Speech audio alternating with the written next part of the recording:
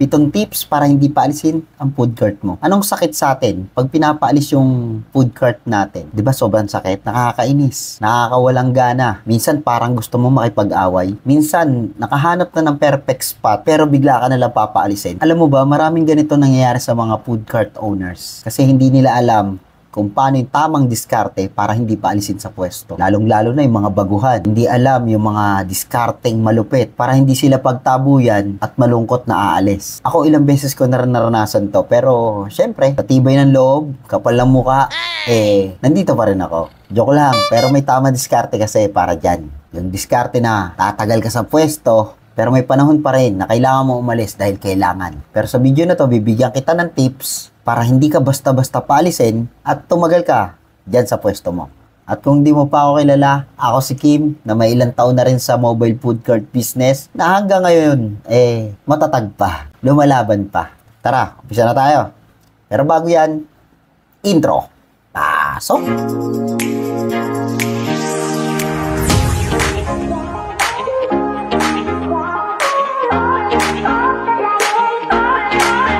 Pero bago ko ibigay yung 7 tips para hindi ka paalisin sa pwesto, may maiksi akong kwento noong nag-uumpisa pa lang ako. Kasi naalala ko noon, nung bago pa lang ako sa mobile food cart, kahit saan kanto ako pumwesto, kahit saan spot na gustuhan kong pwestohan, pumepwesto ko at walang makakapigil. No? Kasi nga, andun yung time. Sobrang desidido ako na makabenta, makapaubos ng paninda. Kaya hindi ko na inisip yung mga taong pwedeng sagasaan ko, yung mga nanunungkulan, hindi ko na pinapansin. Kasi nga, talaga matigas ang mukha ko. Basta gusto ko pumwesto, pwestoan ko. Kasi nga ang alam ko, rolling cart naman Kagaya nung ihawang ko sa Pulong Buhangin, kanto ng Bangka-Bangka. Totoo, tumagal ako ron sa pwesto na yon. Doon ko na parami yung cart ko doon sa pwesto na yon. Kasi nga tumagal ako ng halos 2 taon. Nagtiyaga, nakisama, pero dumating pa rin yung time na kailangan na nila akong paalisin. After 2 years, ayun, pinaalis na ako doon sa location na yon. Pero sa pamamalagi ko doon ng 2 taon, napakadami ko natutunan. At ito yung practical tips na ibabahagi ko sa inyo para magawa nyo rin yung diskarteng ginawa ko na tumagal sa pwesto. At ginagamit ko to kahit saang location, mapwesto yung mga cart ko. So kung ready ka na, panoorin mo to hanggang dulo. Unang practical tips para hindi ka mapaalis sa pwesto ay kumpletuhin ang permit at requirements. Barangay permit, business permit, kung kailangan ng mayor's permit, mas mabilis kausap ang mga opisyal kapag kumpleto ka ng papeles. Kapag may lumapit sa'yo, pwede mong pakita kagad yung mga papeles na meron ka, mga permit na meron ka, kinuha. Authorization letter, mas maganda yan. Yung pinayagan ka makapagtinda doon.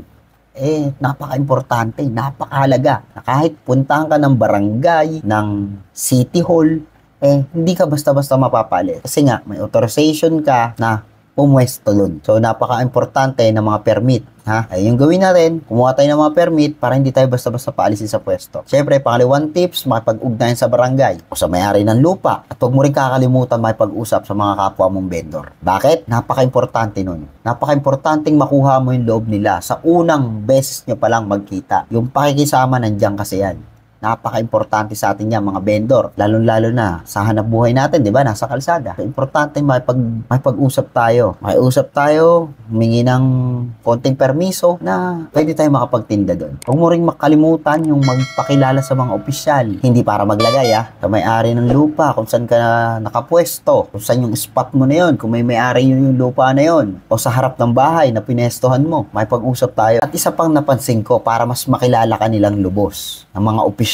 Kung may mga event sa barangay or activity, makilahok ka. Yung merong tinatawag na community service, makibahagi ka dyan para makilala ka nila. At kapag nakilala ka nila, yung simpleng pabor, simpleng pagpapaalam mo dun sa pwestong gusto mong pwestuhan, baka sakaling mapagbigyan ka. Malaking punto sa kanila yon. Tandaan, sa ibang vendor magpaalam muna kung lilipat ka, kung may nakapwesto na doon.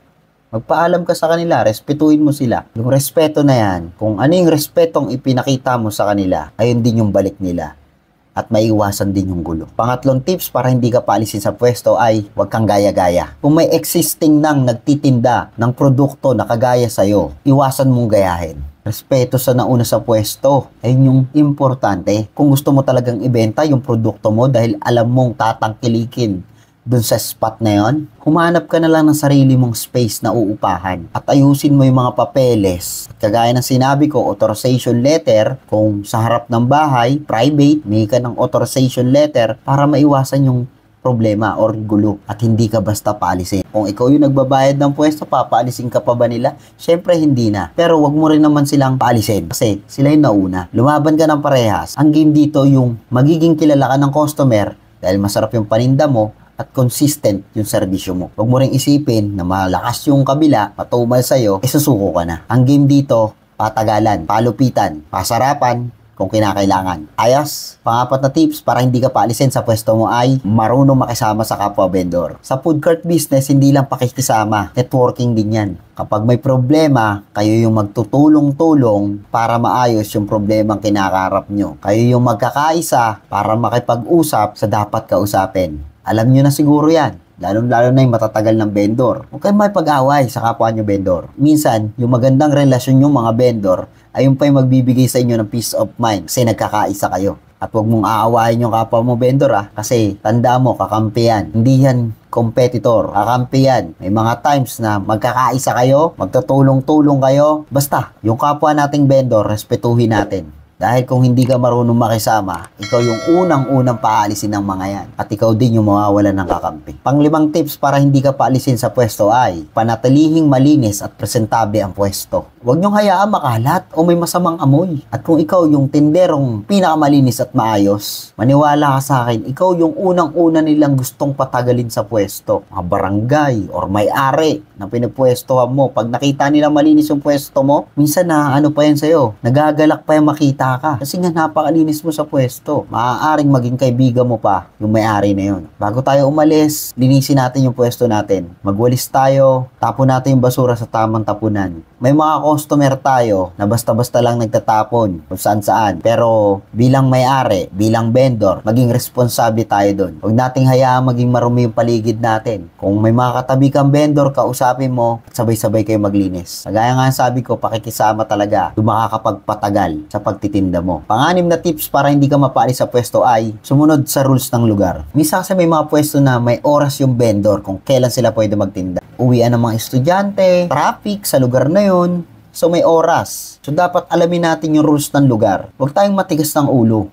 Na basta gusto makabenta, pepwesto na doon kahit wala pa sa oras. Respetuhin natin yung rules ng lugar. Minsan kasi 'di ba may parking rules. Huwag tayong matigas ang ulo kasi ayun yung makakapagsabi sa kanila na kung dapat ka nang paalisin sa pwesto. Tandaan mo to, yung rumispeto ay yung dapat na meron tayo bilang vendor. Pampitong tips para hindi ka paalisin sa pwesto ay, ito na yung pinakahuli, magbigay ng goodwill. Yung simpleng pagbati sa tanod, sa enforcer, sa customer, or sa pinipwestohan natin. At iba pa nating kapwa vendor, napakalaking factor. Ang laking bagay sa pananatili natin sa pwesto. Minsan, relasyon yung susi para hindi tayo mapaalis. Bakit mo kailangan gawin itong mga tips na to? Kapag hindi ka sumunod sa rules, nakikipag-away ka sa mga kapwa mo vendor o nanggagaya ka ng paninda, madali kang tanggalin. Pero kapag maayos ka sa papeles, marunong ka makisama, at may respeto ka sa nauna, mas tatagal ka sa pwesto at mas gusto ka nilang patagalin sa pwesto. Alam mo ang kalaban mo dito? Ay yung pagiging kampante at kawalang respeto. Akala mo kasi minsan porkit nagbabayad ka ng renta, safe ka na. Pero kung wala kang permit at puro ka gaya-gaya lang, ikaw ang unang papaalisin kapag nagkaroon ng problema. Magpakita ka na seryoso kang negosyante. Hindi lang basta vendor. Kumpletuhin ang mga requirements. Piliin mo yung tamang paninda at makisama sa opisyal o kapwa mo vendor. Pag ginawa mo to, hindi ka lang basta tatagal sa pwesto. Magkakaroon ka ng respeto sa barangay o maging sa paligid mo. At kapag nakuha mo yan, napakahirap mo na tanggalin. Ang negosyo hindi lang basta pagkain ang binibenta, reputasyon din. At kung maayos kang vendor, mas tatagal ka kahit anong pwesto. Kaya kung gusto mo magtagal ang food cart mo sa spot na yan, gumalaw na parang lehitimong negosyante. Hindi lang tendero, kundi may respeto. At kung ikaw yung pinakamadaling kausap, malamang ikaw din yung pinakahuling aalisin. At kung gusto mo pa matutunan ang mga diskarte ng Streetpreneur Live, huwag mong kalimutan mag-like, mag-share, at mag-subscribe. Kaya hanggang dito na lang. Maraming salamat sa inyo. Bye-bye!